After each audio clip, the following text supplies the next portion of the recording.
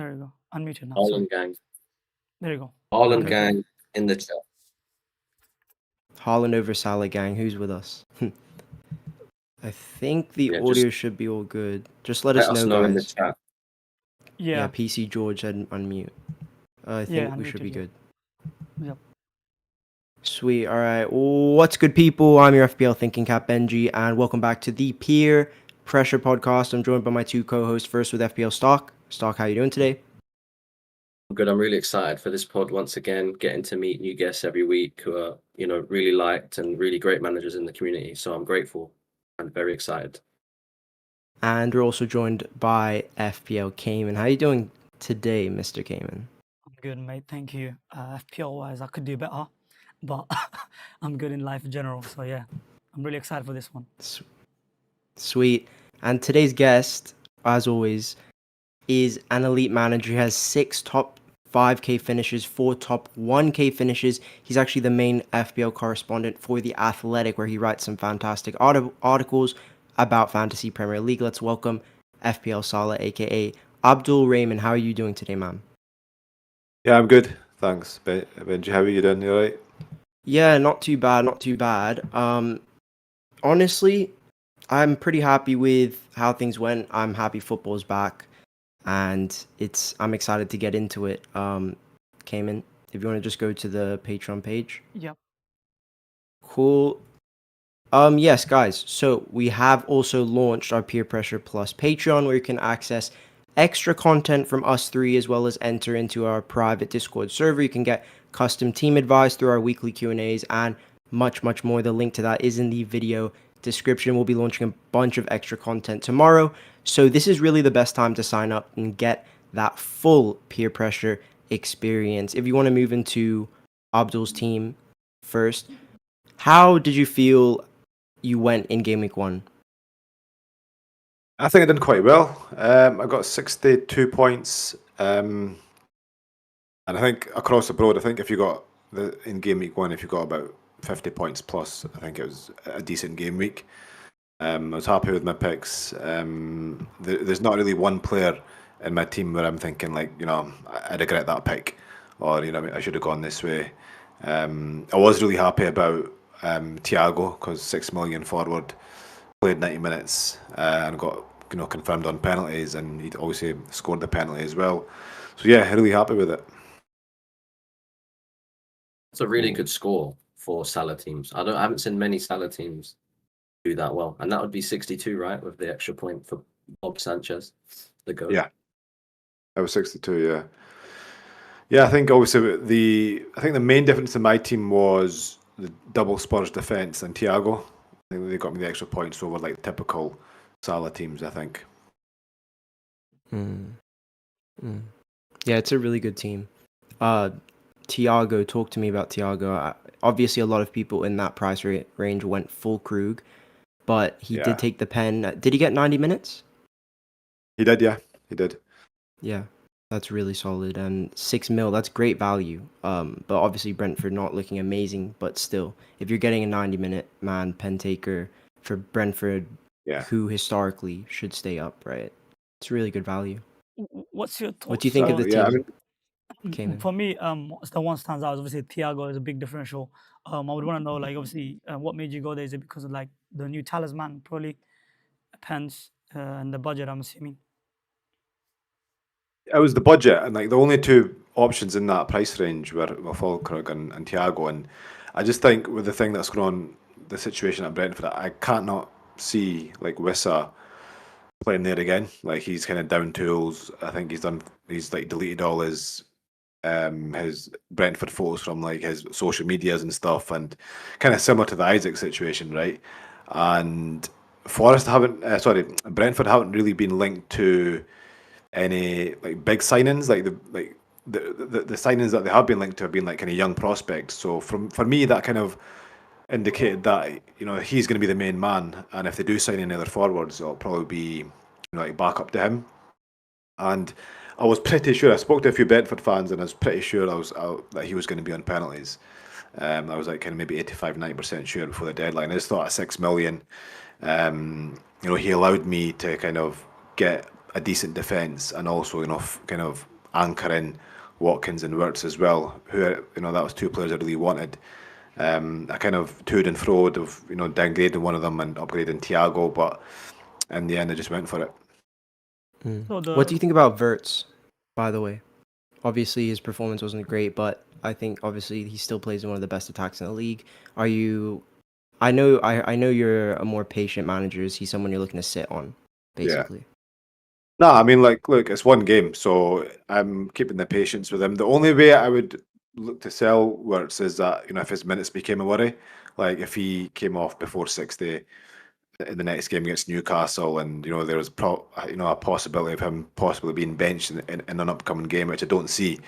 I'm going to keep him for the long haul, because obviously when I picked him, I knew that Newcastle and Arsenal are going to other fixtures in Gameweek 2 and 3, and then after that it gets good. So I'm happy with him.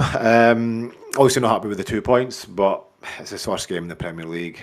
We know he's a class act, so I'm confident he's going to come well, man. the team My looks really question good, would by the way. be, Yeah. my question would be, what is your thoughts on Haaland? I already know you probably won't be worried, but are you planning to free hit in 6 to cover him, or if he keeps popping off, do you have a contingency plan for him? Or just ignore him? I wouldn't say I'm not worried about him. Like, always gonna be worried about Haaland, but yeah, I mean, you make that decision, right? Like, you either go with both of them, which I didn't think was feasible this season. There's too many sacrifices, but yeah, the kind of tentative plan is to free hit in game week 6, where City play Burnley. I don't see me kind of ripping up my team before that to bring him in, because I just think you've got to kind of make your bed and lie on it with if you've picked Haaland or Salah. I think because both of them are going to pop off. Like there'll be 1 week where Salah blanks and Haaland goes crazy, and vice versa. So I think you've just got to kind of stick with your guns, and until the first wildcard possibly. I mean, there is a possibility, I guess, where you pop an early wildcard and you get both of them, but I wouldn't be wildcarding and getting Haaland instead of Salah.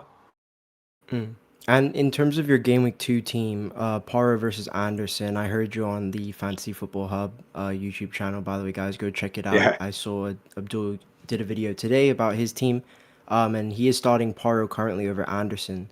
What's the thoughts behind that? So so that's, it was one I was quite unsure on, because I just thought Thomas Frank tends to play like a back five, right, with the wing backs in the tougher games, which he will. Obviously, City are very likely going to score, but in that game, I can see Porro possibly getting DEFCON, right? The defensive contribution points. He's got a much higher chance of getting attack and returns. Whereas Anderson's got the clean sheet potential, a better clean sheet potential, and he's probably more likely to hit the defensive contributions as well. So for me, it's really close. I mean, like, since I came in the screenshot and since I done that video, I have actually put Anderson in my starting 11, but it's not confirmed. I'm still a bit unsure in that position. I don't know. What do you guys think? For me, I think if I had to pick between Poro or Anderson, I think I'd probably choose Anderson, even as a United fan. I think although our attack was really good, I still think that we haven't fully clicked yet.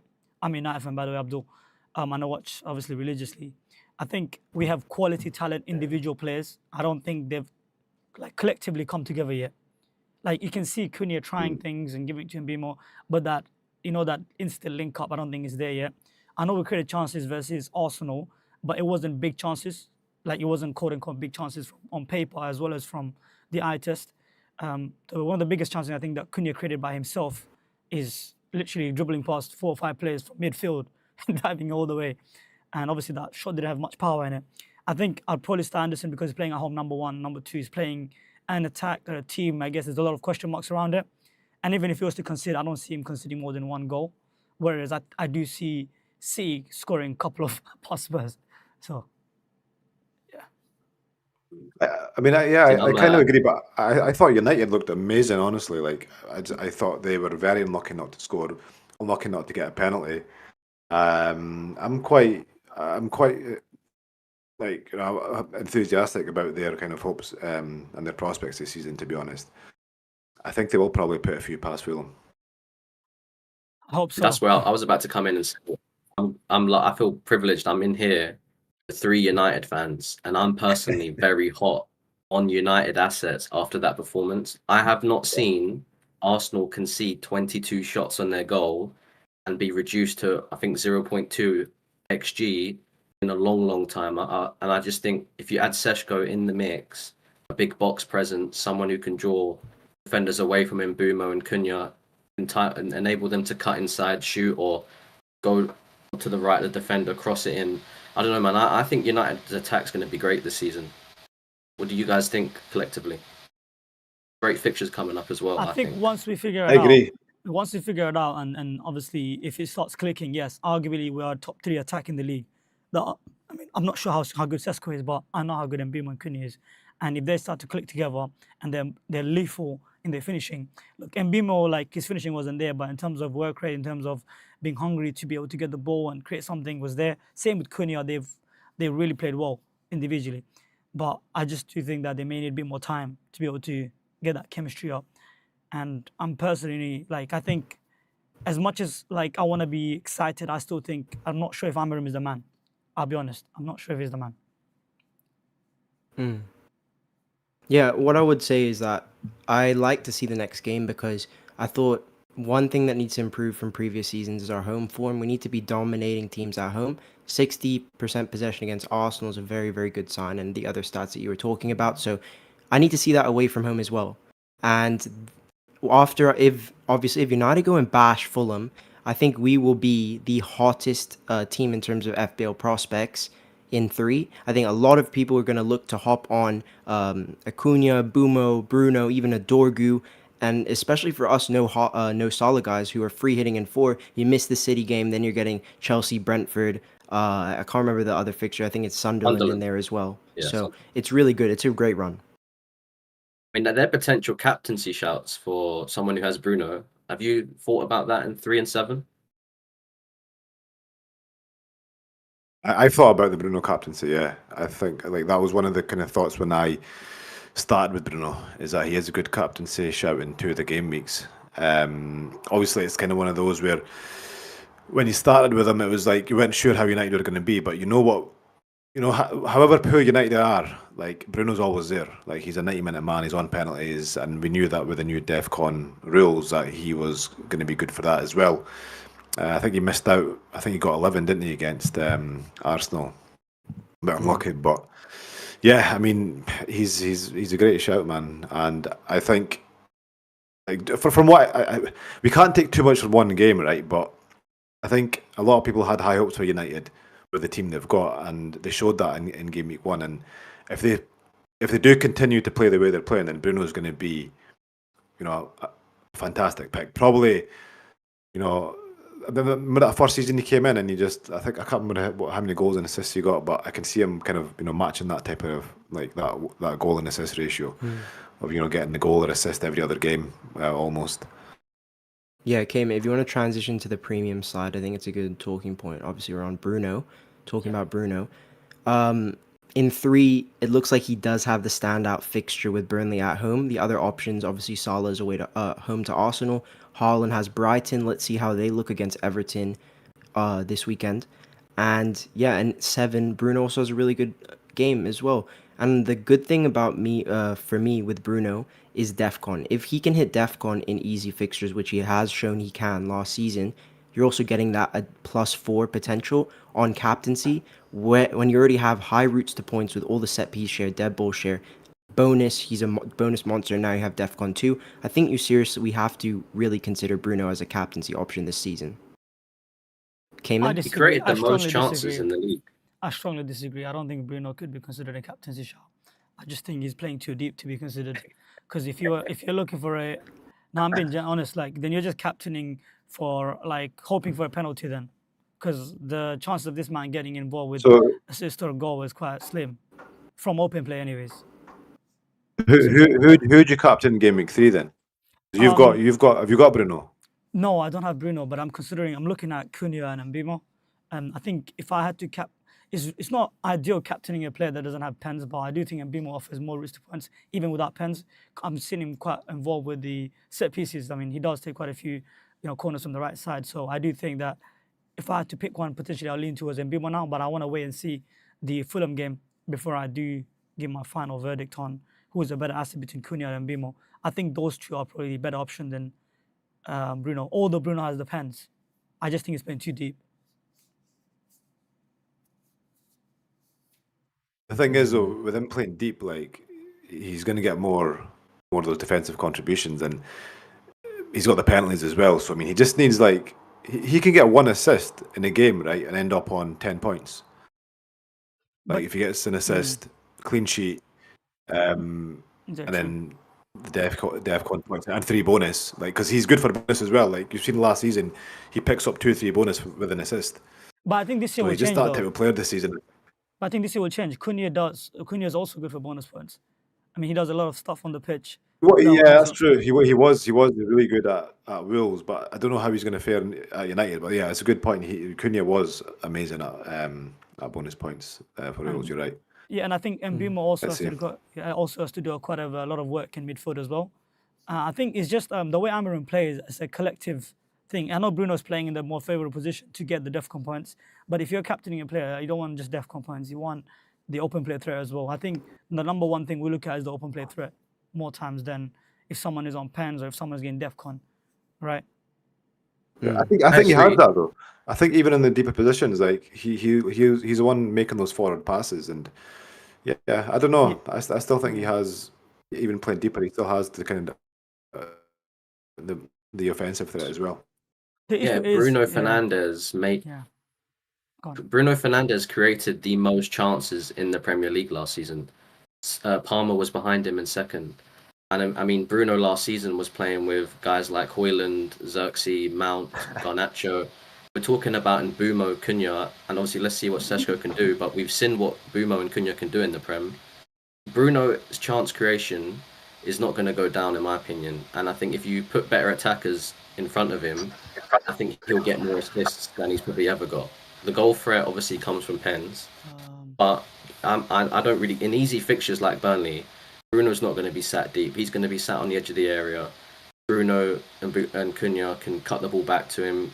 Bruno's easily capable of putting the ball in the back of the net from the edge of the box. I don't know, man. I rate Bruno, but I was very pleased with Cunha's performance and Mbeumo's positioning in the box. Like, if you just look at the shots they had, I think Mbeumo had 4 shots inside the box in that game. So if that keeps up, he could be a explosive asset. No, I'm really interested in Bruno. Abdul, in terms of Haaland and Salah, did Haaland ever enter your thinking that much in, the off-season, pre-season, when you saw the fixtures, and after the brace in Gameweek 1, lovely brace, by the way, does he come into your thoughts at all? Are you maybe considering buying him outright in 6 instead of free hitting? I don't think so. I mean, like, the reason I didn't go with him from the start was I liked the kind of Salah and Palmer and Bruno captaincy, for the first 12 games. I thought it covered captaincy quite well, and I didn't think Haaland was needed. I mean, even for the first 6, I mean, I think Haaland is probably only like the standout best captain in Gameweek 6, right? And we can just free hit him in that game. But I think apart from that, I mean, like as I said before, it's just one of those where we know what he's capable of. We know he's going to score goals, but it's just a fact of the other choices. I think basically for me it was between Palmer and Haaland. I just thought Palmer was cheaper, and I could get the other options in my team like upgraded, right? So, but saying that in hindsight, like I've seen a few teams that have got Haaland and Salah with Rangers and Anderson as the 2.5 midfielders, and I'm feeling a wee bit envious of that actually, because I think again it's hindsight, but I think that's actually quite a decent setup, because I think Anderson played amazing. He's going to get a lot of DEFCON points. He's going to get the odd assist here and there and the goal as well. He's nailed for 90 minutes. He's going to take all set pieces, unless somebody comes in like a Douglas Luiz. But still, he's still going to take a lot of them. And Rangers is just fantastic. He's going to get plenty of goals and assists. So I did like that setup of Haaland and Salah team with those 2 5.5 midfielders. But again, that's hindsight, and I didn't really consider that before Gameweek 1, to be honest. Yeah, Okay. and that's partly due to the fact that we didn't know where Randers was going to play. We didn't know how impactful Anderson was going to be. Forest attack was not looking that promising in the Yeah. preseason, so it is quite hindsight, I would say. But I agree with you. Like, although it does look good when you have two 5.5 midfielders, but you do sacrifice a premium or two premium in midfield in Palmer and Saka when you go with that setup, as well as you may also sacrifice a Semenyo or maybe a Kudus or maybe an Eze, because your midfield would be consisting of, I assume, Salah, Anderson, Randers, and say maybe one of Rodgers. You can't have Semenyo, you can't have Kudus. So that's my issue with that setup. When you have two 5.5, is that you compromise on that fifth midfielder where you have a 5.5. I know they're great enablers, but when we're comparing assets in isolation with, say, for example, a Semenyo or an Eze with Anderson, what do you think is the difference like in terms of significance? Isn't it big? No, right? Yeah, I think it's one of those where I think you can get away with it for a certain period of time, like maybe the first 6 game weeks, maybe even the first 10. But it will, like, that kind of team is eventually going to catch up with you. Yeah. But we saw people do it last season, like guys like Miles Smith Rowe, Diego Jota as well was quite cheap, and people were, and those like cheap midfielders, like 6.5, 5.5 midfielders, like banging goals almost every week, an attack and return every game. And Chris Wood, I think, what he started at 6 million, I think, and he was banging goals of fun as well. So it worked out. The same could happen this season, but yeah, I do think over the long term it will catch up with you. Yeah, I was on that setup, but- the one you just mentioned, Abdul, last season. I was on that Salah Haaland setup with Smith Rowe and Jota, exact setup that Yeah. you mentioned. It did serve me well, but it did catch up with me come game week 6 when Haaland started to blank, and I held him for a bit too long, and then I went back to around 50k, and then I had to sell him, and then I had to climb back up.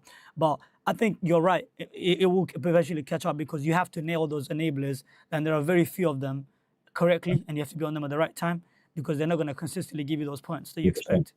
So, yeah. So Yeah, go ahead. Yeah, go on. So the question, obviously, a lot of people in the community, including myself, I even entertained the idea of, like, obviously, it's a bit of a knee-jerky one. It's potentially selling Palmer for an Anderson and upgrading Watkins to Haaland this week. On paper, it looks like horrible. It looks horrible on paper because Palmer is going to play a West Ham team who just conceded 3 to Sunderland, and Watkins is going to play a Brentford, a Forest attack who scored 3 goals. It looks terrible on paper, but do you think there's any merit to that?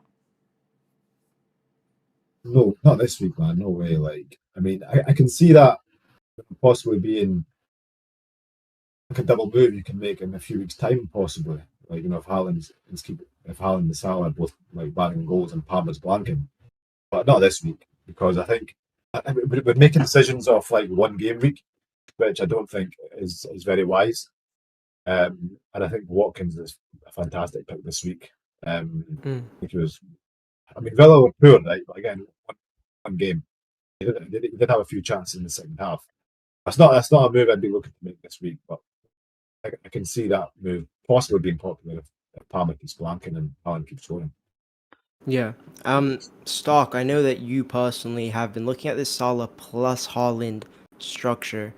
Why don't you give me your thoughts on that, because I am interested. I'd say the key benefits, I mean, the key talking point is the captaincy, the premiums, right? So if you look at the screen, you've got Saka after game week 2. For me, he's a sell until around potentially game week 7. But even in 7, 8, and 9, I wouldn't captain Saka. Same as Palmer, right? I think Palmer's 2 best fixtures in this run are West Ham in 2 and Brentford in 4. And if you're on free hit 4, you can have Palmer for 4. And for me, Salah and Haaland just look like the 2 best captains from, I'd say, 2 all the way up to 8.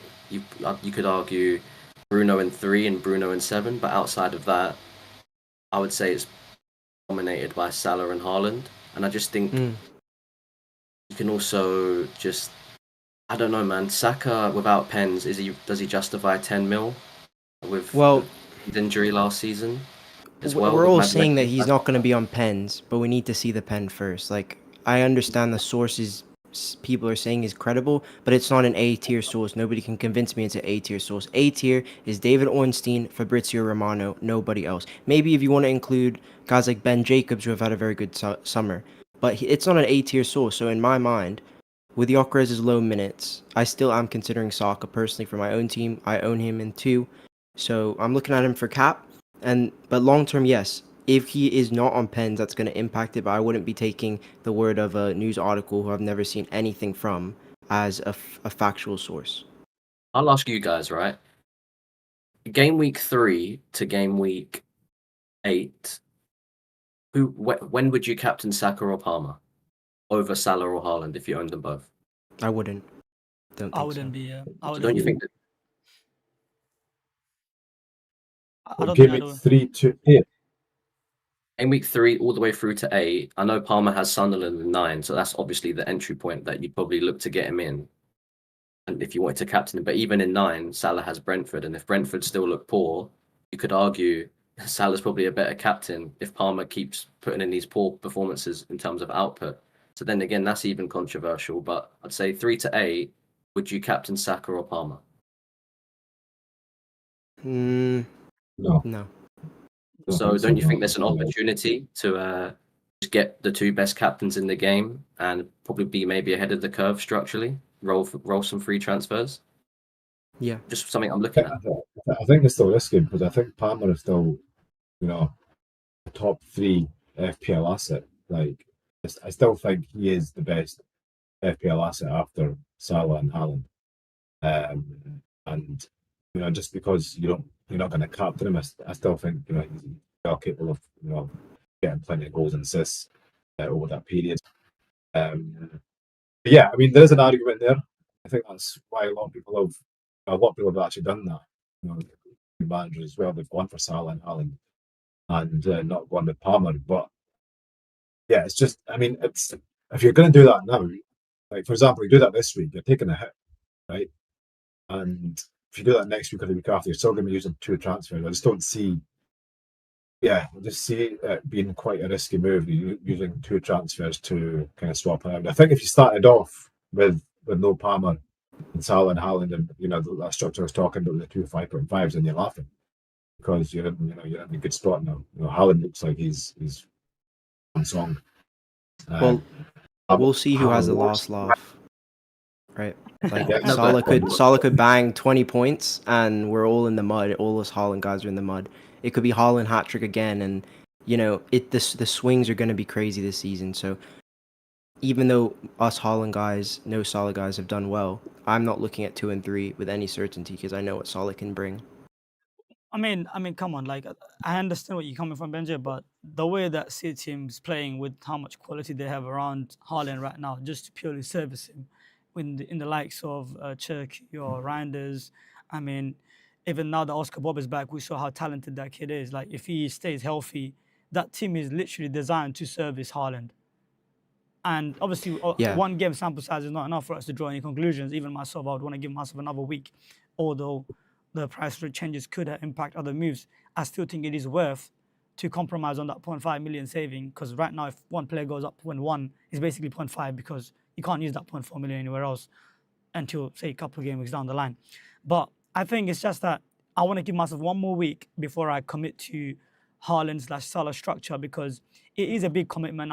I've used that structure for 12 game weeks, and I know how hard it is to maintain that structure, because when the fixture swing does happen, say for example Palace in game week 4, or say for example in a Bournemouth fixture swing, or say for example Villa, right? It is hard to maneuver when you're in that structure unless you compromise one or the other.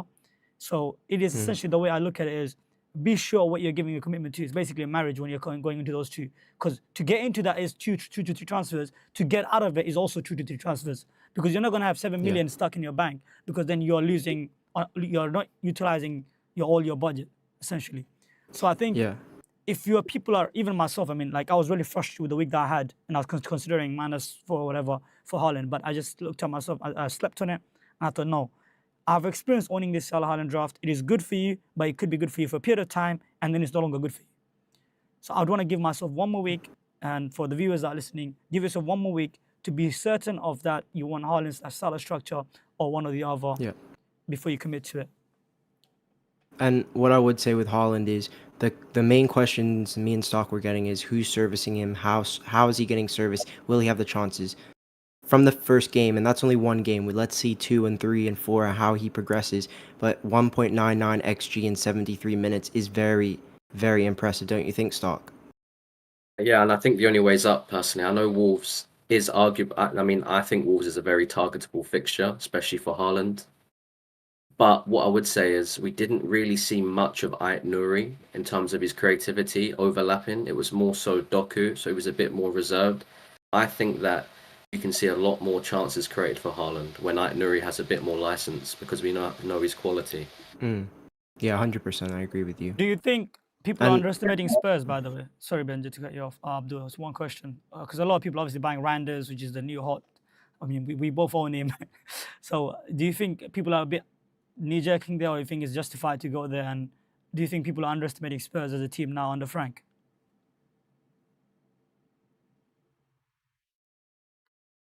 So, what was the question? Do we think people are underestimating Spurs? Yeah, Spurs and their defense under Frank. Because obviously we have this idea that they're really poor defense because the way Ange played last season. Yeah. I think, look, we know that Spurs are going to be definitely the better defence. I think it was Jed Spence, and you were saying as well that Thomas fan talking about showing up the defence, etc. I mean, they're not suddenly going to become a top 4 defence, right? But they will, of course, do better. And I think we can, go with we can, go with the defenders and I guess see them as a slightly better defence than last season. Possibly like maybe on par with Palace or something. I'd say, just kind of on the top of my head. So that's why, like last season, like that City game, that Spurs game for City, you're thinking 4 or 5 goals. But now you're probably thinking maybe 2 or 3, like max. Yeah, well, if we move into the captaincy, Kayman, you'll see the markets are actually very high on Tottenham. The projected goals and clean sheet odds are from Rob T FPL, and Haaland is second behind Saka in terms of team total projected goals. They're expecting 2 goals for City this weekend. In terms of the fixture, we only have one game sample size to go off. I've collected the defensive data in the kind of right-hand side and the historical records in the far right for you guys listening and watching to look at. Abdul, what are you thinking for captaincy this week? If you could choose any one of these players, who would it be? I think if you're choosing any one, it's got to be Saka. Like again, I'm in the same kind of boat as you, Benji. Is that quote from the Swedish newspaper? Okay, it's credible, but I don't see. I mean, maybe I'd put like maybe 50% faith in it. I'd have to see Gyökeres take a pen before Salah or before Saka before saying like, yeah, Saka is off pens. But that fixture is just too good. I mean, Leeds were good against Everton. Don't get me wrong, but they're up against different kettle of fish here in Arsenal. So I think Saka's definitely the best. And then I'd probably, and in that order, I'd say it's Haaland and then Salah. Salah. Interesting. Newcastle conceded the least shots inside the box last in Gameweek 1, but obviously they did play, I think it was 25 minutes against the Villa 10-man. So yeah, the stats don't take them with too much certainty because it's just one game. His record's really great at St. James. I think it's 4 returns in 6 starts away to St. James's Park, which is solid. Obviously 18 points last season. Stark, are you scared of Mo? I mean, St. James Park away, Newcastle away at St. James Park, sorry, that's going to be a big battle, especially with the Isak transfer saga. I think there's a lot of skin in that game, a big point to prove, and also the Carabao Cup. I think Liverpool will want to get back. But I'm always nervous about Salah, I'll be honest, especially because I don't know yet which Liverpool asset you can have in your team to cover Liverpool's attack. You can't ever cover Salah. But in terms of just having a consistent asset that plays week in, week out and gets you points from Liverpool as an alternative, I'm yet to nail it. I don't know if it's going to be Ekitike, Wirtz. I don't trust in Gakpo's minutes long term if they sign someone. So, I don't know, man. I'm very scared of Salah. He's good on transitions. I mean, look, Salah is always a good captaincy shout. I mean, personally for me, I think I would where I am right now is if I had Haaland, I'd probably captain Haaland ahead of Saka. Is to do the fact that there is some question marks around Saka not being on pens, and the fact that City is at home and they obviously had a really good start already. All the Arsenal won, they didn't look that convincing to me. So if I had Haaland and Saka, I'd probably choose to Haaland ahead of Saka. But on paper, I mean, if you don't have Haaland and you have Saka and Salah, I do think I'll give an edge to Saka, just because of the fixtures, right? It's a promoted team. As much as they played well versus Everton, it is still Arsenal, right? And I think they would want to make a statement. And a lot of conversations have been happening about Gakres, the new signings. So you do expect them to, really show out. And if Gakres were to score, who's going to service him? You expect Saka to, assist him at least. And also we've seen how poor Leeds are from set piece. Like they should have considered to Everton. Tarkos get a clear goal that he missed. So I think Saka could potentially get an assist at least. And if you combine with a clean sheet, that's what, at least 6 points. So yeah, I mean, it's not bad. It's not bad. I think I'll go with Saka for me, and then Haaland too, and probably, I'm not captaining Palmer, so I'd say Salah third. I definitely think the Arsenal attack needs confidence ahead of the trip to Anfield in 3, and I think this is the perfect fixture for them to build a bit of confidence. In terms of the other fixtures, just quickly, Brentford were very targetable, conceded a lot of central chances to Forest, who are actually not very strong of an attack. They also conceded 4 big chances in that game. That was the most out of any team in Gameweek 1, Brentford. So they are looking targetable. Don't sleep on Ollie Watkins this week, who has scored twice in 3 starts away to Brentford. I put Brentford at home there, but it's away to Brentford. Yeah, it's the fact that Palmer plays, to those guys who've got Palmer and Salah, right? Is the fact that Palmer plays on Friday and Salah plays on Monday. Does that ever come into your thinking? Definitely. Yeah, Yes, it does matter. Yeah, the timing does matter. Right. Yeah. But it does. The issue is it doesn't make a difference, but it's more of a psychological thing. Whereas like one at captain the Monday because the player blocked on Friday, then that's it. Weekend over. Yeah. But is it not quicker turnaround for Chelsea? When did they play? It is a quicker turnaround. They played Sunday, Friday, I believe. Yeah, exactly. So I think the more rest it goes towards, I'd say. Oh yeah, I guess you could look at that way. Yeah. And I think Saka's kickoff time, I'm not sure about his kickoff data, Benja, for 5:30. I mean, it's a really good time to play football. What do you think? It's not bad. Yeah. It's not bad. He's returning. He's only played 4 half-5 kickoffs at the Emirates. He's returned 2 in 4, which is solid. Haaland early kickoff has been really solid. He's returned 3 in the 4 early kickoffs he's played at the Etihad, which is really good. But yeah, I think both of them are good option. Salah, he can be explosive in late night fixtures as well. We know what he can do. My issue with Palmer is, and we can come to Stark on this because obviously he's a Chelsea fan. I'm just a bit scared. I don't really care about the time frame because it's the start of the season, but with Chelsea, who haven't had much of a preseason, I feel like the more training sessions they do have, it benefits them, and the fact that they have the least rest out of all 5 of these teams is a little issue to me. Stark, what are you thinking? I don't think that plays a factor personally for me. Do you know what? Captaincy is very muddled for me. I own Haaland, Palmer, Watkins, and Saka. The only one I don't own is Salah.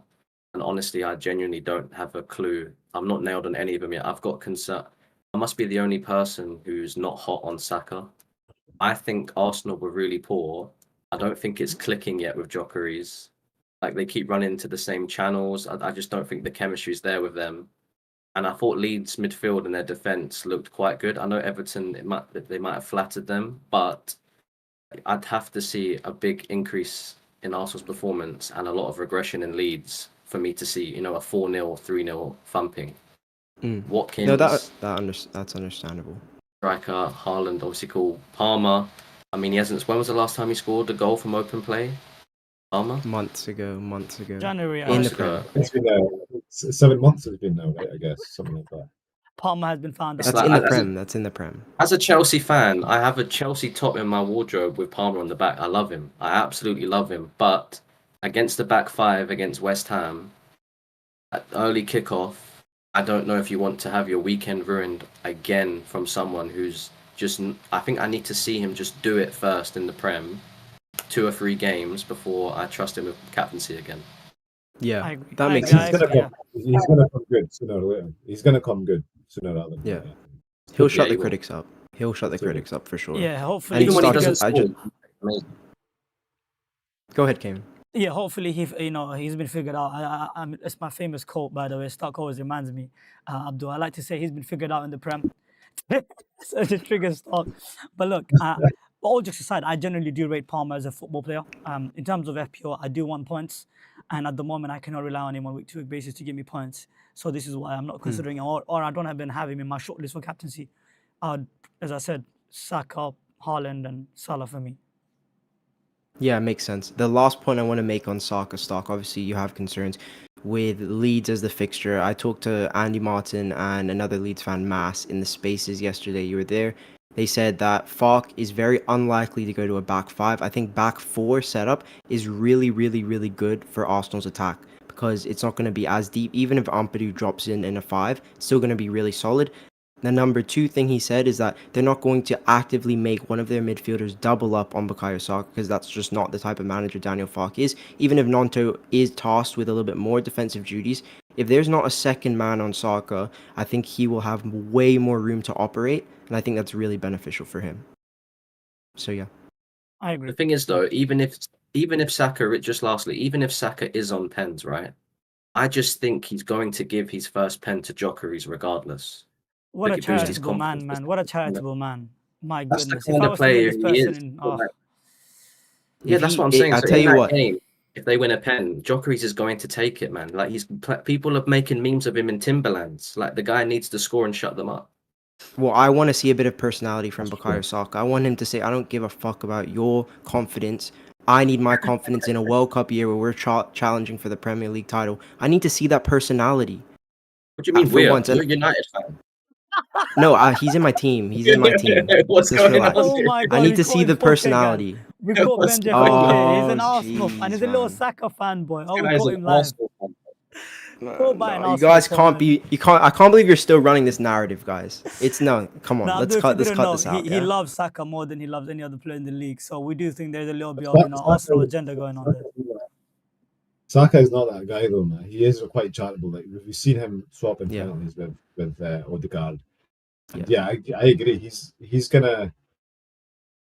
I think it's highly likely that he will, unless it away. Gyökeres scores first with open play. But if it's no, Gyökeres not scored yet, they get a penalty. Even if Saka's on it, he might just give Gyökeres the first one. To be honest. Yeah, but True, I yeah. think Look, I agree with you, yeah. I agree with you as well. I just think for me, he has a lot more routes to points even without the pens. I think from the open play, he probably has the best open play threat other than Haaland this week. Obviously, Salah is always there. And then I'd probably say the set pieces that he has from corners, I mean, they're lethal. So I'm expecting an assist at bare minimum. If he blanks versus Leeds, oh my goodness. I'm shipping him too. He's gone next week. Oh man, Kayman. If Haaland scores a hat trick, he's in the team. I'll see him in the team on Sunday, man. You won't even wait for Salah to play. Haaland is coming Anyways, on Monday, yeah. We're gonna move on. Yeah. But before we move on, I just want to say the Big Seven. That basically just shows you where the EO is going to be. EO will be with Salah. Nothing more needs to be said. Shout out Meerkat, who's in the chat. I see Sir Banks. If you can move us to the PFC, Gameweek 1 PFC. So, Abdul, PFC is basically a little game stock invented. It's called Punt Flop Cap. We pick a player in each position each week. The criteria is down below. You can kind of see under 10% ownership, blah, blah, blah. The total score... Oh, this is Gameweek 2, Sorry. not Gameweek 1. Okay, that's probably But it's okay. a graphical mistake. You spoiled it, Kayman. Sorry, my bad. No, it's chill. There's a PFC. If you don't have the second one, then we can just use the same Yeah, one. I've It's only fine. got this one for now. All right, that's cool. So, anyways, last week I went 3 from 3. Stock went 2 from 3, and Kayman went 2 from 3. I've gone Rogers Wood with the cap currently on Bukayo Saka. Stock, you want to talk through your picks and then pass to Kayman? Yeah, I've gone with a punt with a Dingra. I think that's obviously one of their best fixtures probably all season to play Burnley. I think their attack is fairly exciting. A whole new midfield as well. I think he can get something in that game. I'm backing Wan-Bissaka to flop. I think we'll score 100%. That's fine. And that's fine. captaincy, For PFC, I've gone for Watkins in captaincy because of his record against Brentford. I'm not hot on Saka. I've really been put off by the Gameweek 1 fixture, and I don't want to just ignore the information I have purely because the original plan was to own him, just to captain him in 2. So I'm just a bit open-minded to that. Okay. Fair. Yeah. For me, Cunha is obviously under 10% ownership. I think he looks phenomenal. I think he's everything he was advertised. I think he's worth every bit of money, 70 million that we paid for. And I mean, my goodness, he's just joy to watch. This is what we're missing at United. We've been missing this Cellini, this Brazilian that brings in that technique, right? Like, you want to watch football and enjoy it. I think the last couple of years we've been watching, terrorist football. I'll be honest, it was terrible what we went through at Ten Hag, right? Now, although Amaram, like, I do not trust him yet, he has to earn my trust. I do think Cunha, that signing is phenomenal, and I think he should be our best player. I think Bruno shouldn't be our best player. I think if Bruno is our best player now, then that's a problem. So without getting to that deals, I think Cunha is huge, and I like him. I think he can get return versus Fulham. We saw what he done last year. So yeah, I also got. Wait, Kudus what? You flopped my player? Yeah, I flopped Kudus. Yeah. He's overhyped. He's overrated, overhyped. CE, he's blanking. Book it in. 26% ownership in the mud. I'll enjoy those blanks. Saka captain. All right, you I'll tell you, this is what's gonna happen. That Saturday afternoon, midday, it's gonna be Poro to Kudus. Me and Abdul are gonna be celebrating as he dunks on your PFC, bro. Kudus is a bowler, man. I don't know. I know it was just Burnley, but he's looked good for Spurs. Don't you think, Abdul? I think he's looked really good. That right hand side's looking great. Yeah, he's gonna get a lot of assists this season. I think he was spamming crosses against Burnley, and I think that's what he's kind of been bought in for. But yeah, he's to be honest, he's looking good value at 6.5, and yeah, City's a tough game. That's one of the toughest games of the season. Probably a real blank there, but yeah, I think it was one of the picks where he was in my initial drafts because obviously a lot of us had a BB1 band until developer became an option. So I was a wee bit annoyed he got a double-digit haul. I like Kudus. I think he'll pick up a lot of assists. He has set piece share as well. If you have Paro and Kudus, you have like the whole right-hand side, and you have most of their corners given if Eze doesn't join as well. So it's like, I really like that as my 2 Spurs picks. So yeah. I think he'll get a return against City. I obviously captained Haaland. I watched the Wolves game. I think Wolves were unlucky not to score, and I think Wolves' attack is very below par. I mean, their dual 10s were Menetzi and Bellegarde, and they still were getting chances on the counter-attack. So I think Spurs will definitely score versus City without Gvardio and Rodri. Interesting. Okay, cool. Guys, let us know in the chat whose PFC you think is going to go 3 from 3 this week. I think I'm going to go back-to-back with Rodgers, Wood, and Bukayo Saka. Wood, after a brace, he'll have a blank, then maybe he'll get something home to West Ham. That's just how the patterns go. If you want to move into the peer pressure team, cool. So, I'm not sure if you're familiar with the peer pressure idea, Abdul, but basically, we have a joint FPL team that we make decisions on, and once we finish making the team and making all the decisions, we lock it in and can't be changed until after the deadline. So me, Stark, and Kayman, we have 2 vetoes each for the entire season. We can either veto one of our decisions, like let's say Stark wants this player, but we really don't want that player. We can veto him. We can also veto you, and you have a role in today's episode. You can make any one decision in our team. Permanent move if you want to make a transfer. You can also activate a chip if you'd like. You can switch the captaincy. You can change the bench, whatever you want. You have one decision in the team which can be vetoed. All other team changes are up for debate, and we did 55 points. That's solid, right, Kayman? 55, not bad. Yeah. I mean, it's better than my team. I got 47, so smashing. Although, just to remind you, Abdul, I did pick Chris Wood, but they wanted to take him out. So, yeah. Yeah, I have to hold my hands up. Uncle Wood, he shot me up. Yeah, there we go. He shot me up big time. That's good, man. That guy just. I think he just. Yeah. Last season. Again, this season, man. He's inevitable. I can't wait to hold him again. Yes, man. Yeah, so moving on to the actual team, if we just could discuss, I will just go to the pick team quickly so that you can see we have one transfer. We're lining up with Sanchez, Murillo, Lewis Kelly, and De Kuyper. In midfield, we got NDI, Palmer, Salah, Jorginho Ruta, Gakpo, and our two strikers are Evan Olsen and Watkins. On the bench, we got Dubravka with Pedro Porro, Diouf, and Krupi Jr. Can you guys see it? Cool. And by the way, Abdul, so we had the two guests that we've had on who have made decisions. We had Andy Martin on. He picked Lewis Skelly and De Kuyper. We also had Fran on last week. He picked Gakpo and Jorginho Rutter. So those are the two picks.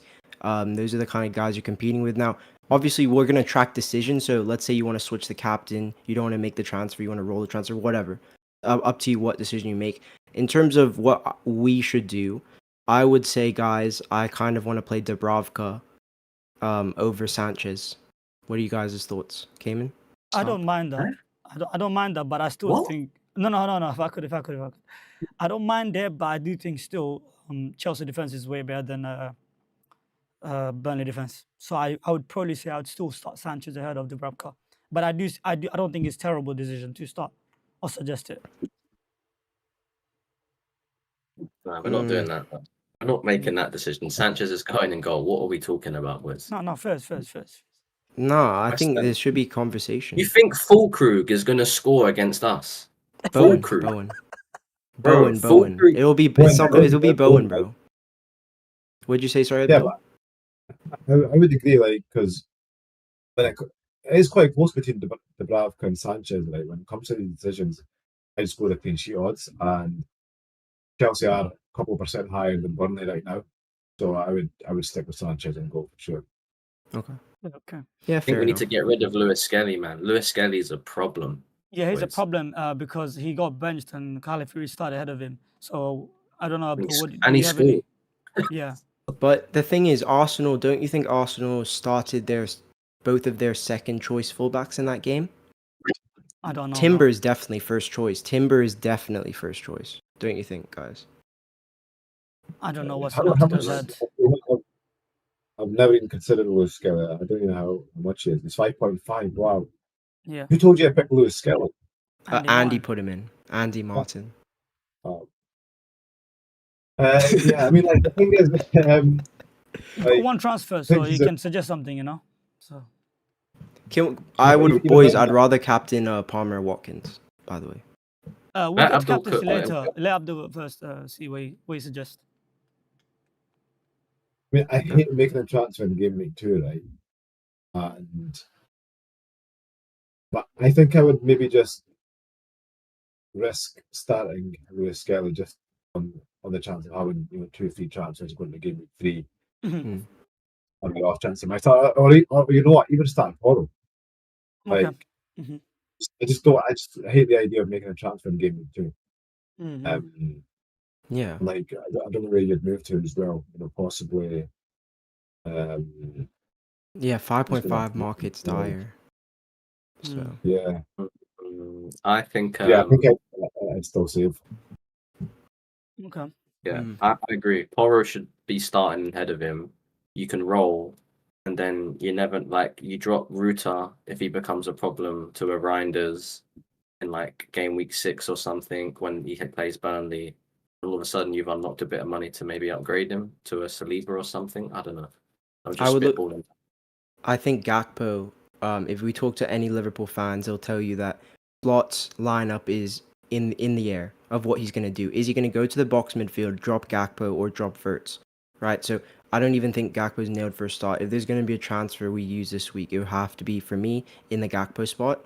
Yeah, that's how I look at it. I would put the captain on Watkins or Palmer. I think Gakpo, Rutter, and Lewis Skelly and just transfers waiting to happen.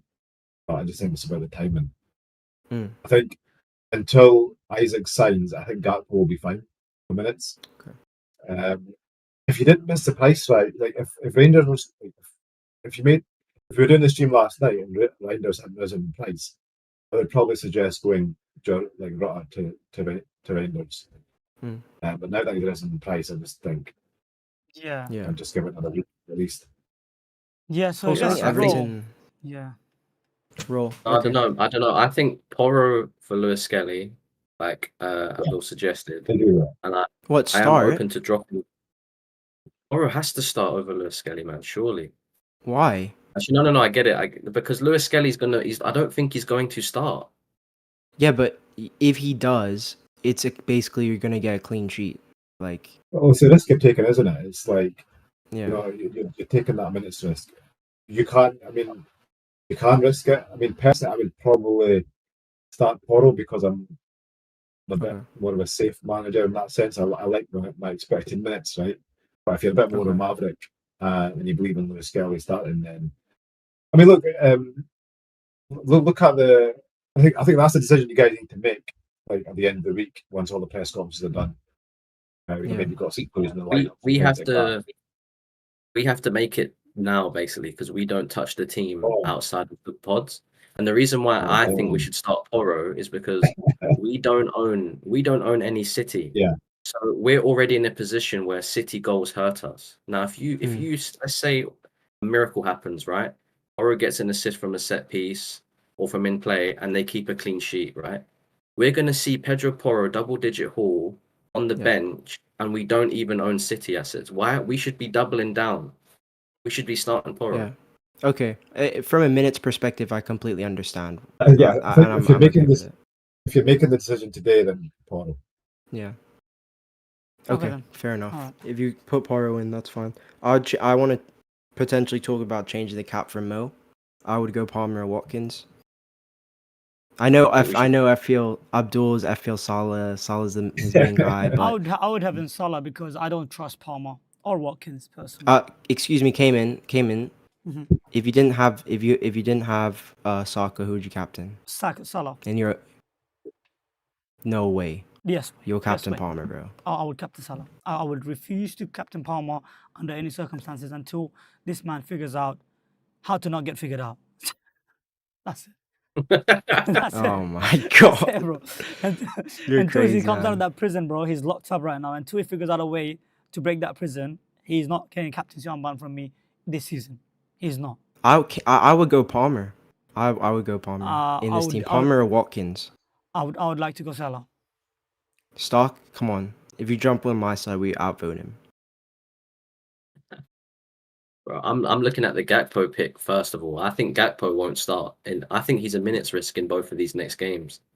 I think Slot will prioritize a strong midfield against both teams, and I think Gakpo is going to be maybe the player that drops out. I think Soboslai, Matt Gravenberch in midfield is going to be essential for that battle versus Tonali, Gamarish, and Joel Linton. I They're can see him dropping being a points. minutes risk. Liverpool dropping points here. Mhm. It just. So I feel if Slots doesn't start Gakpo against Trippier, I think that's a huge mistake. Big mistake. The thing is with the transfer, it's like if we was to wait one more week and Eze signs for Spurs, it's like straight away you could just go Gakpo to Eze, and I think that's probably a really good move. I think Eze will Yeah. do bits at Tottenham. Yeah, That's a great I like point. that. Yeah, I like that. Yeah. So maybe it's. But do you think Eze maybe gets the game against Forest this weekend because he seems like a really good professional in that sense? Yeah, he's training Yeah, I at the think he'll moment. get the Yeah, game. yeah, he's training with the team at the moment. I've seen an interview on Sky Sports, I think, where he's been very professional and obviously it's a mutual like agreement for him to obviously play, and if he were to leave, he would leave. And but there's no bad blood there. Yeah. It's not like the Isak situation. It's quite ugly. I reckon we just leave Gakpo. Like we won't have many guests who are gonna want to roll, and we're lucky Yeah. we have one of the we have a very patient manager advising us and telling us to But I roll. think So we should give him the probably captaincy call roll. though. I think we should give Salah the captaincy That's call. it, I agree. Abdul. Yeah. I think you should pick our captain. We'll let you do it. Oof, pressure, boys, pressure. Yeah, I was going to go with who I would go with. Like, if I was going to pick a captain now, I'd put on Salah. But I Salah, do yeah. trust him. Salah, yeah, I do trust him more than Palmer right now. Absolutely. All right, Wise, I'm gonna wise. veto. I'm gonna use one of my season vetoes on Oh Salah. my goodness. What? Oh my god. No, Oh my Benji, god. Benji, Oh Benji, that's a my poor god. decision. Oh my Benji, that's god. a really poor decision. That's a terrible oh my waste god, of that's a done. veto. He's used his veto. That's done. Oh my god. So Abdul, you can pick between anybody else in the squad. That's horrible. Oh my But for god. the lineup or the captaincy? The captaincy now. Captaincy. All right, so you so we're not captain Salah. No, you can't captain Yeah. Salah because So he vetoed it. I vetoed Oh. Salah basically. So It's got to be It's- Palmer then. To be Palmer. Palmer. Oh my All right. God. Let's go. Oh, Yeah, 'cause Oh, you've no. got a Oh, my God. I'd rather captain think- Murillo. I'd rather captain Evan Nelson. I'd rather captain Junior Ruta. I would captain anyone but this fraud. Oh, So like, think of it this way: he's still a 90-minute man. He's still got penalties. He's got set pieces. he a good does. He have fixture. set pieces though, Abdul. He doesn't have many set pieces. He has He's small got a free kick few, share. He's got a small few. free Yeah, kick share, he's got a few. But He- I'm sorry. I all can't you use need- my veto on this. But I don't like anyone else as well. If I'm being honest. Are you gonna Benji. use your veto on Palmer, bro? No, You I'm not can't gonna do use that. it. But why would you do that, Benji? I don't understand. Listen. I don't. I think solid. Newcastle looked really strong to me. I think that this is a mistake to go with him when we have two incredible fixtures in Brentford and West Ham for Palmer and Do Watkins. you not think that Newcastle Liverpool game is like high scoring on paper? It seems to be like a 2-2, 3-2 type of game. Yeah, On it paper, could be yes, high but I scoring, think there's a yeah. bit of different spice with this year's game just because of the Isak stuff, and there's a lot staked on that game. I think Newcastle will be up for it. I think Slot also has a lot of big decisions to make in terms of tactics, which could actually backfire on him, and that's why I'm less hot on Salah. But Nah, this Like is a this, man. bombshell, boys. He is one of his 2 seasons please. vetoes right now. Wow. The agenda. The agenda Oh king my Benji. God. Nah, there's no agenda. that was shocking. I'm sorry, Abdul. I did not expect that. That's- Wow. That's a silly. Wow. That's a really silly veto, man. We could have a guest Wow. on here that wants to, do something really stupid, and you've wasted a veto on Well, the that's best for you guys. FPL. That's for you guys to use. The best FPL. Look, his name's FPL Salah, right? Of course, he wants to captain Salah, and you've just vetoed it. Nah, that's. But that's it's Newcastle unacceptable. away. That's It's a tough unacceptable, fixture, bro. man. Unacceptable. He got It's a two tough goals fixture. and an assist in this fixture last season. Okay, but Abdul, can I ask you something? You watched the Liverpool Bournemouth game, right? Yeah, I did, yeah. Salah what did you honest thoughts on Salah's performance? Hey, look, Individual. he didn't have a great game, but that's Salah, bro. Like he won't have a good game and he'll just pop up with a goal. Exactly. And the next week he'll have a great game and score like a 20-pointer. And That's- everyone that's forgets why about that he bad scored. performance.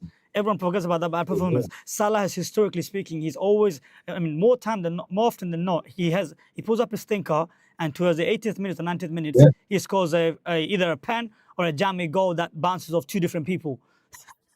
And that's it. It's I like, mean, you say it's jammy, but he's in the right place at the right time. He knows. no, I know. This is I why listen. this Yeah, it takes skills to score. This Yeah. is why this good guy is playing. Yeah, I know what you mean, but It's not this is why he's pleasing scoring on the goals. eyes though, Abdul. I'm sorry, it's not pleasing to watch. I'm sorry, I'm not gonna turn my TV on other than for FPL. If I was just watching football, I'm not turning my TV on to watch Salah as a football fan. Like, I'm sorry, he's not pleasing on the eyes. I'm sorry. As much as his FPL Come goal, on, man. nah, he's not pleasing to watch. Yeah, I'm sorry. No way. He's okay. He's not as pleasing as some players, but like, look at some of the goals he's scored. When he's on form, when he's getting the ball, I think he's pleasing to watch. Yeah, I disagree Kayman, you're with being harsh, mate. Like, I always love to watch Salah's Oh, GA hell come no. up on SofaScore. It's like Wait, Mr. really, that's Vito's just talking. amazing. Mr. There's no way Vito's you're not talking. defending Salah, bro. I don't want to hear it from you, bro. You just vetoed Salah cap, bro. I don't want to hear it right now. No, look, I think I don't Salah's a know. great player, but I just don't think it's the week for him. So, and anyways, who let's see how it looks after. Let's say that Salah gets an assist, Palmer smashes. I mean, Abdul will have the best decision of the season. So There's a we'll lot of see. ifs, We'll mate. see how There's it a lot of goes. ifs and buts, mate. But in actuality, You're like- what I also think the community has been very overreactive on Palmer, man. Like, people are talking about this open play record. We knew about that last season, so why'd you pick him? You picked him because of the Club World Cup, and you saw what he can do. No, I got Which bamboozled. and he scored I got open play. played. He I scored got open fooled. play goals in the Club World Cup. I'm telling got- you, this narrative of open play goals, he will shut down very quickly in the Prem. I Very hope so. quickly. I hope so. I I own him. agree. I agree. 100%. Anyways, that team is locked. Palmer cap, Salah vice. Hopefully Palmer gets a food poisoning and then Salah comes in as a captain. Food poisoning. I think Evan Nilsson cooks for us this game week. Yo, that's a Yeah. good pick. I mean, Yeah. it's It's a really good great pick. I would love to have Evan Nielsen Semenyo. It was that Liverpool picture in Game Week 1, which I think put a lot of people off. Mm. And then they did well anyways. I mean, Semenyo did well anyways. If you picked him, you're laughing. So yeah. Here's a question for the listeners, right? Who do you think takes pens in Kluivert's absence, Semenyo or Evan Nielsen? I personally think it could be any of them, and I don't think anyone can confidently say which one. Did Evan Nielsen take one last season when Kluivert wasn't on the pitch? He got the pen. Sanchez saved it. Was it saved? Sanchez saved it, and then after that, Semenyo took the next one. But Kluivert and Evan Nielsen weren't on the pitch, but Semenyo took it and he scored. Was that in the cup? Yeah, but his penalty didn't look too pretty, I'll be honest. Yeah, I don't like Semenyo's run. I'm less concerned about pens. Bournemouth are a great attack, 7 mil, like both picks are great. I just believe Semenyo's the talisman with better minutes, and he's a midfielder who shoots a lot. I think, so he's just to get a 7 million asset, who's not a talisman exactly, but say one of the key players of that team, one of the best players of that team, it is a bargain. It's similar to Rodgers, right? They came in at the same price last year as well. I think when you have those two enablers, they're not enabling now so much, but I think they're somewhat reliable assets on a week-to-week basis. But I think Semenyo can be a bit of a troll as well, because he does seem to return in the tougher games compared to when he has easier fixtures. But yeah, I do think Rodgers is good as well as Semenyo. Yeah. Yeah, 100%. If guys, pop any questions you have in the chat. We're gonna take questions before we end. If you want to go back to the home screen, Kayman. Yep. Sure. The first, yeah. Yeah, we'll do that. We'll just chill there for a bit. Yeah.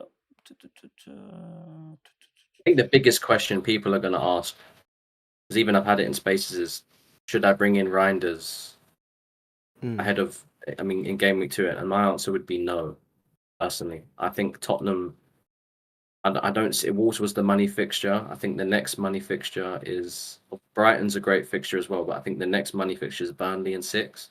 Before Burnley, they play Arsenal and United, right? Yeah. If I'm being Arsenal, United and Tottenham. If I'm being honest, Brighton, yeah. If I'm being honest, Stark, I don't think in the next 5 they have really tough, really tough opposition in terms of defense. Other than I would say Arsenal. I don't think United defense is as elite as people think. I don't think we have strong midfield. I think they'll walk over our midfield even without Rodri. I think the Brighton team they may have improved slightly, but again they're suspect defensively. Spurs, that's the question I asked earlier. How much do we think they're going to improve under Frank? I mean, if he parks the bus, I can see them doing pretty well. And Thomas Frank, he's strictly speaking, he does seem to play 5 at the back when he plays, I guess, tougher teams. But yeah. We had a question in the chat from Felix. What are all your thoughts on Iliman Ndiaye, Abdul? What are your thoughts on him and Everton? Yeah, look, I had Iliman Ndiaye in my team for a long time, like my Game Week 1 draft. We didn't end up making it, but he's a solid pick, bro. He's going to get plenty of minutes. He's on penalties, we assume. I think it was like 90%, 95% chance on penalties for me, in my opinion. And he's like the kind of talisman right now, right? But Everton admittedly don't score many goals. That's where he's one of those picks where you need to just be patient. You need to play him in most games and just hope But I think when he gets a return, he'll likely get a bonus as well, because he can create as well. And I think he was, when Grealish came on, he went onto the right? Yeah.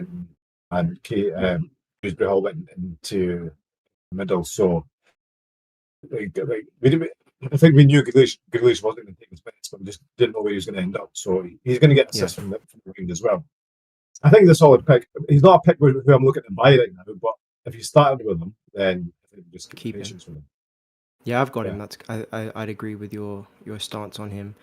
I'm a bit concerned with, I don't love him on the right-hand side, but if I'm looking matchups-wise, I prefer him against the Kuiper, who has a bit more license to go forward. Maybe there's some space for him, for Ndiaye, if Grealish does start. But it looks like Grealish will be playing it on the left. So Ndiaye is kind of being shifted out, which I don't really love from Moyes. I feel like Ndiaye is the future. You prioritize him and his position over a season-long loan player, and that's a bit worrying for me for Everton. But the fixtures are good. I'll sit on him at least until after my free hit in 4 and then reassess. We got another question. Um, I'd say, Chewy FPL asked, would you guys start Esteve or Anderson? I think a lot of people have the dilemma of starting either a Burnley defender or either Forest or Fulham defenders. How would you rank this defense if you had to have any dilemmas, Abdul, this week? Which player is that? It's David Anderson. Esteve, Anderson, or even any Forest defenders? I think the Forest defenders probably at the top, and then Anderson and then Esteve. okay, cool. That's fair. Is there any other questions we have? I've got a question personally for you, Abdul. Benji read out your record in terms of your finishes, and I would just like to ask, what one thing would you say is essential in terms of providing that consistency every season in terms of the finishes that you can give us? It's a great question. I mean, for me, I think I would say probably patience, right? Like, not knee jerking, basically. Like, I think that's one thing I've I don't know, I just seem to be able to do. Just kind of be patient, like with my players, like like your Palmers or whoever's not performing, and if they're still showing like kind of good underlying numbers, keeping the faith with them, not jumping on players who get out, get a hat trick or a brace one week, but we know they're not really kind of sustainable long term. I'd say that, but I think that's the thing that messes most people up, especially at the start of the season. When the kind of transfer market is hot and everybody's making transfers and you kind of mess up. I think that's one thing that's what I feel that's done me well. Just to follow up on that, sorry, go on, Stark. Sorry, go on. I was just going to say, lastly, how much importance did captaincy play a part in you achieving those top 1K finishes? A lot, because captaincy is one of the biggest things in FPL. Like, you can hitting your captaincy most weeks can paper over a crap team. Like, you can have an average team, but if you're hitting your captain every week, you're just catching up. And yeah, captaincy is huge, man. That's why I never really deviate on the captaincy. It's either Salah, Haaland, or one of the premiums. Like, I can't remember the last time I captained like a non. Like, I think maybe last season I possibly captained outside Salah, Haaland, and Saka. I think I maybe only captained Chris Wood once, possibly. I can't remember, but most of my captains still all penalty taking assets, basically. Yeah, penalty takers, expensive ones, the guys who get some minutes. Yeah, if you're picking those captains every week, then you're not going to go far wrong. Yeah, good answer. I think there's a very good takeaway from there. We can take patience, especially early in the season, and trusting your. You hear that, Kayman? Yeah, I think that would be very helpful. No knee jerking. No knee jerking, Kayman. I'm a bit different to Abdul. I'm a bit trigger happy, Abdul. I like to. I'm more like a active manager. I don't give. Basically, I'll give you 1, 2, 3 strikes, and then you're on the market basically. I'm shopping you. Then you're on the market. Sorry. Then you were last season. So then you were last season. Yeah, last season. Yeah. Hopefully, I could do it again and be more consistent like yourself and other great managers. You guys are FPL royalty. We look up to you. So honestly, thank you so much for coming on, and we do really appreciate it. Thank you, guys. Appreciate it. Thanks. Really, thank you for coming on. It was great. All right, I think we will end, guys. Make sure to like, subscribe on your way out, and check out all the links in the video description. Check out Abdul. His link, I left the link to his Twitter and all of his pages there.